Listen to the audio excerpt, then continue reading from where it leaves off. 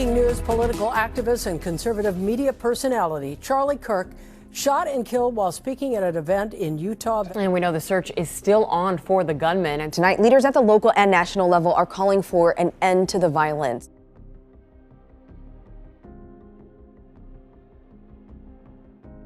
La violence politique, elle a une histoire assez profonde. Dans les années 60, il y a pas mal d'assassinats politiques de formes diverses, de près, de loin, et ça s'est calmé ensuite, et ça semble revenir avec des modalités assez différentes. Là, ce qu'on voit, c'est quelque chose d'assez nouveau, avec quelqu'un qui tire de très loin, un tireur d'élite, ce qui pose la question de la motivation, mais ce qui pose aussi la question du commanditaire. Est-ce que l'exécutant et le commanditaire, c'est pas certain. Ça peut être, parce que c'est un tireur d'élite, quelqu'un qui est embauché pour exécuter une tâche, littéralement.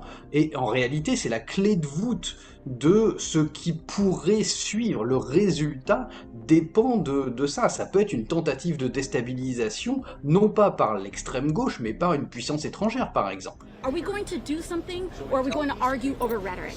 That is my question about this. We have to pass gun safety legislation and stop this. Évidemment, les démocrates étant assez sensibilisés à la cause des armes et l'opposition aux armes à feu, ils ont assez rapidement relier les deux problèmes. C'est un problème d'armes à feu. Or, ici, en réalité, pas du tout. Le problème des armes à feu, généralement aux États-Unis, c'est un problème d'armes automatiques. Ça, c'est quelque chose qui est bien identifié, et ça n'est absolument pas le cas ici. C'est une arme totalement différente, c'est un fusil qui sert pour des snipers, donc c'est à nouveau un problème mal posé. For years, those on the radical left have compared wonderful Americans like Charlie to Nazis and the world's worst mass murderers and criminals.